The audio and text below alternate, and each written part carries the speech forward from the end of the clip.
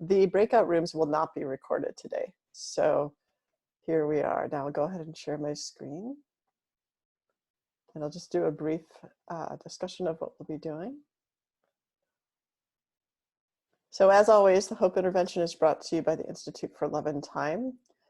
You can find out more or sign up for the next one at gotilt.org/hope-intervention. You'll also get an email after this giving you information about where to watch the video for this session and also how to sign up for the next one. We are grateful to Robert Wood Johnson Foundation for some funding that helps support this project. So today we're just doing practicing hope, which in our definition has to do with future orientation, your capacity to imagine yourself in the future in a positive way. So the schedule is Michael will be doing, or Dr. Sapiro, depending on how you'd like to address him, it will be looking at helping us create our own, or he'll be bringing us through a meditation in which we will get wisdom and unconditional love from our future selves. That'll take about 7 minutes. Then we'll do some breakout rooms to discuss our experience during that meditation, or if you did the homework, your experience doing the homework, connecting on your own with your future self. Then we should have about 10 minutes for Q&A for Dr. Sapiro and I in the chat window. I'll ring the chime at 29 minutes and I'll go over the summary statement and the homework. So that's our schedule. And I'd like to hand over, there's a couple people who need to be admitted from the waiting room, and I'd like to hand over the microphone to Dr. Sapiro. Hi, good morning, everyone. Okay, well, we're going to be doing a meditation where we ground and then talk with our future selves, or actually just listen. I think people are coming in from the weight room. This is a great time to welcome everybody, and find yourself in a comfortable position, whether it's a chair, couch, or cushion. As always, we're going to do this together as a group. Everything we're doing here is together. I love these Friday mornings that we gather for our little community. All right, so if you're comfortable closing your eyes, and find yourself in a comfortable, firm, but non-rigid position, shoulders back and down. Letting the weight of your body rest through the seat bones into the couch or the cushion, the chair. And as a group, let's take a deep breath. Inhale. And sigh. This next sigh deep into the body. Inhale. And sigh. Just arrive in your own body. Rest your mind in the body, as if getting into a warm tub or under the sheets. Drop your mind's attention into the body.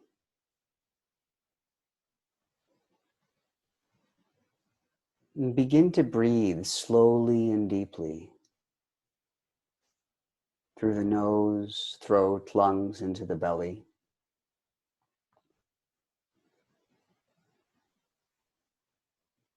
In your mind, tell yourself, slow and steady. Slow and steady. And feel your body's response.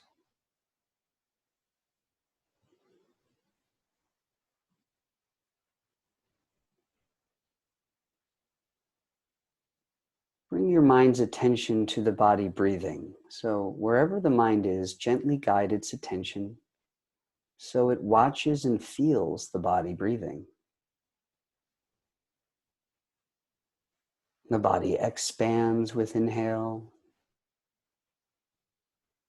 The body releases and relaxes on the exhale.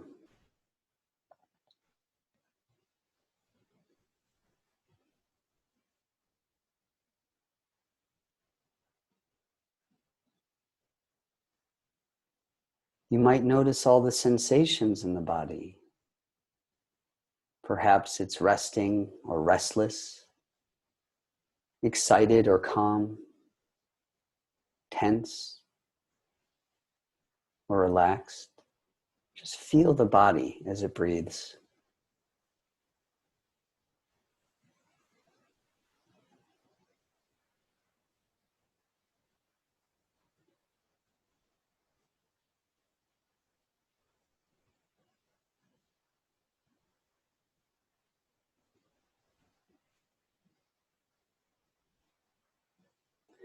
Now bring your mind's attention up behind the eyes, resting your mind in the center of the brain.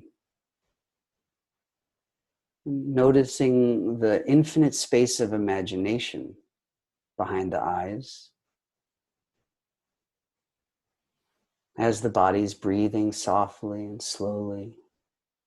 Imagine your future self. Could be later today, this week, well into the future. Just notice what you're doing in the future, where you are.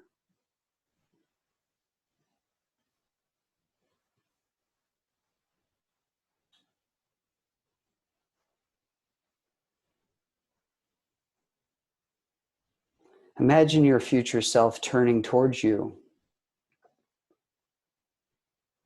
And for a few moments, you both greet one another. Direct eye contact. Quiet presence.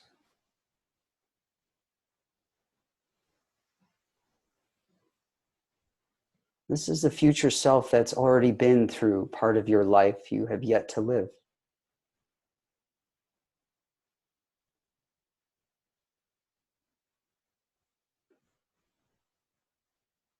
And be open to any messages now your future self has for you. Just in general, what does your future self have to say to you?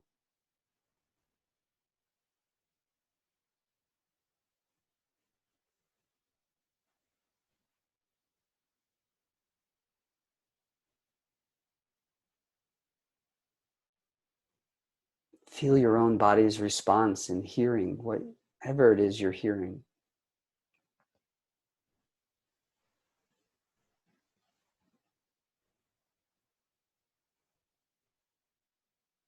And perhaps you have a question within you for your own self you'd like to ask. Continue looking at one another, that gentle presence of love between you. And ask your future self what you're longing to know or understand.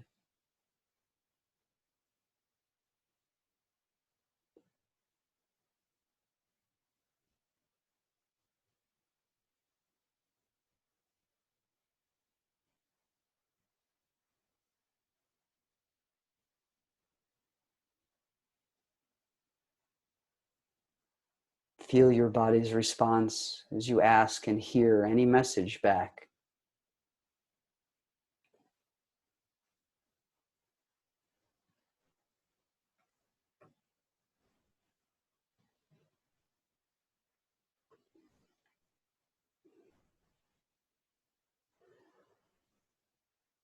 Regain that positive eye contact, that presence of love between you. Thank your future self for whatever you heard, discovered, or saw.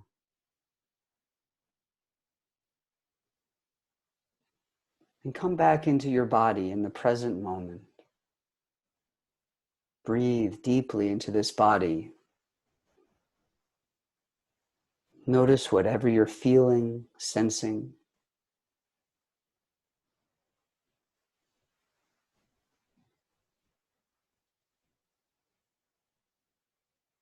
Breathing slowly and deeply into this experience.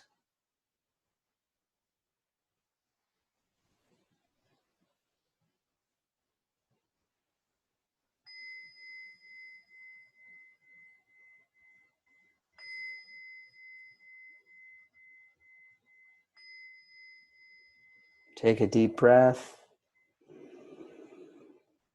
Exhale.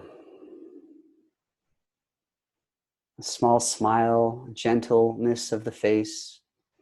without losing this embodied mindfulness, come back to us, the group.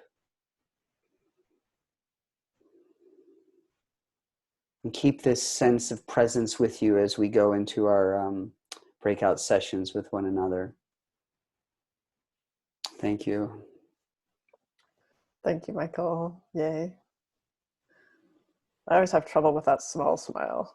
It's a tough one sometimes, isn't it? It's just a gentle one, just resting. It helps the face rest. Yeah, well, sometimes I feel happier than that. Oh, like the big smile, you mean? Yeah, that's what I'm saying. I gotcha. Good for you. I'm going to pause the recording now.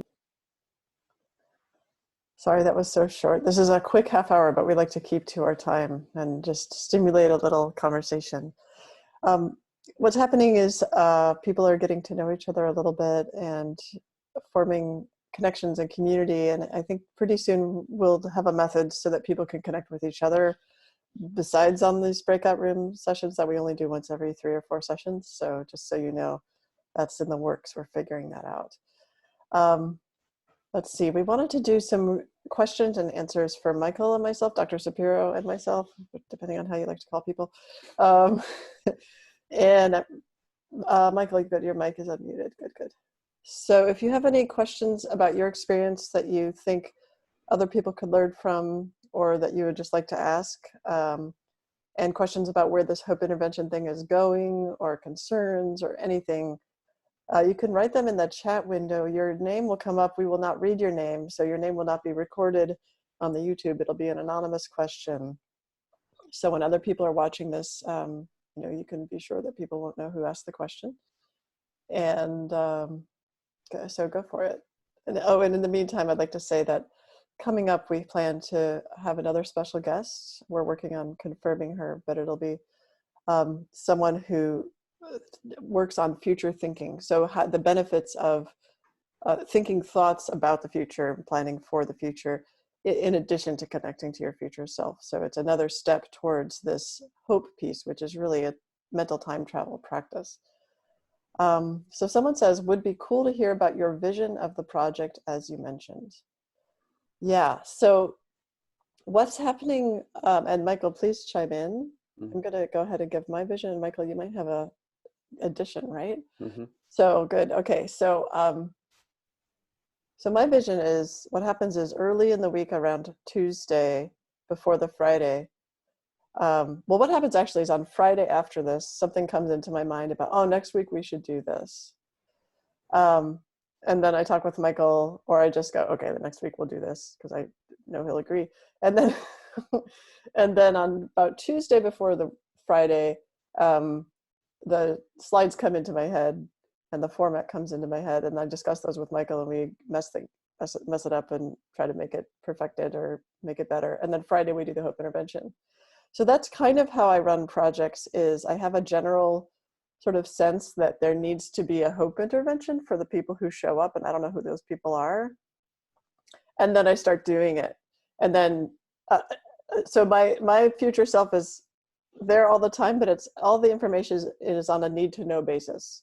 And the need to know occurs right before the action. And I personally like it that way because it makes it fun. But my overall vision is to get a group of people trained up in this capacity of connecting with themselves over time, strengthened in relationship to themselves, so that then they can have the capacity to do that in their lives and bring to fruition what it is that they're here to do. And potentially some people will want to go out and help other people get trained up on this same capacity. So a lot of this is sort of, I'm thinking of as training the practitioners or training the trainers. But also my experience is often with people, a lot of the people who are joining the Hope Intervention are clinicians or practitioners of some sort. And I was raised by, 2 of my 3 parents were social workers / therapists.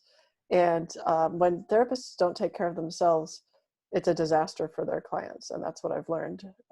So they'll be like, how can I help you? And you're like, not at all, thank you. Please help yourself. And so really into helping people who help other people get solid themselves, because it doesn't actually help other people when people don't love themselves. So that's my 2 cents. Yeah, I'll just speak really briefly because there's some great questions in there as well we want to get to. But our goal is we're actually bringing this hope intervention to people in prisons, coming out of prisons, rehab centers, the youth and LGBTQI centers.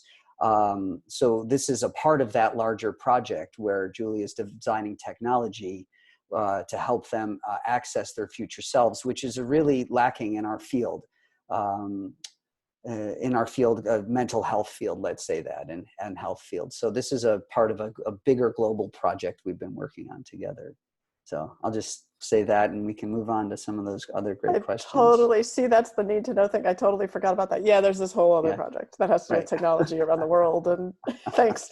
You're welcome. Okay.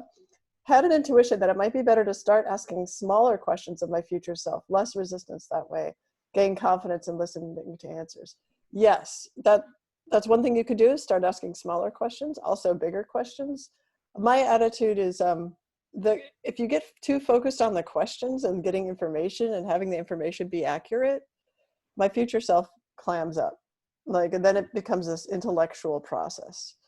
If you focus on the love and the connection with your future self and have that be primary, oftentimes it starts talking. Your future self just starts talking anyway. Or you're connecting with your past self and your past self starts talking. But the love has to come first. So that is my 2 cents on that.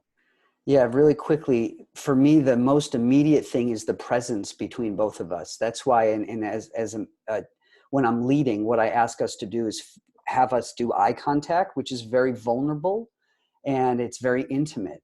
And out of that intimacy generally comes wisdom, compassion, which is what I often receive. The information I receive is compassion. And I feel, I tingle and I feel this robust sense of love between us. And it's very apparent that my future self loves me. And so that's what I would invite you all to do, is really make sure you're contacting with each other as if you would with a loving parent or a teacher or somebody. That's what I would say. And then the answers just kind of flow from there. That's my experience. Well, and Michael, that speaks directly to this next question, I think. Something that's come up when discussing this work is a concern that communication with your future self can be an avoidance tactic to avoid accepting and staying mindful with the present. Thought on that take. So my thought is, you can't communicate with your future self if you're not in contact with the present. If you're not in contact with the present, then there's no two entities to have a loving connection. You're just trying to be over here with your future self, basically like being out of your body. It doesn't work. So this works, but this doesn't work. So good luck with that avoidance tactic. Yeah, this is not a spiritual bypass to get out of the present. The truth is, we're in the present. That's where suffering is occurring. We're like, I feel it, but the future self has worked through it. So I'm not trying to not suffer. I'm trying to be loved in my suffering. And that future self brings the love to the present moment, which is like, oh, there it is. I just needed that. I needed that right now in my present body, not to avoid this suffering, but to be loved during it, to be held during it. And that's what we're inviting the future self to kind of be doing. So yeah, that's a great question. We're not bypassing anything. And perfect ding to end on. So there's just a little summary statement. So making a habit of extending your definition of yourself over time, including all of your past and future selves in your sense of who you are, allows you to build the habit of also extending your practice of unconditional love. So homework this week: every morning, connect with your evening self. Listen, receive, hope, and love. There's no answers or questions here, unless they come up. But the instruction is to every morning connect with that evening self and to listen and receive hope and love. And then the other part of the instruction is every evening connect with your morning self earlier that day. Talk, give hope and love. So you're receiving from the future, you're giving to the past, and you're making this an everyday protocol. That's the homework. And you can always look at the video if you don't understand this or ask questions via email. Thank you, everybody. Thanks, everyone. Take care. Take care. See you next week.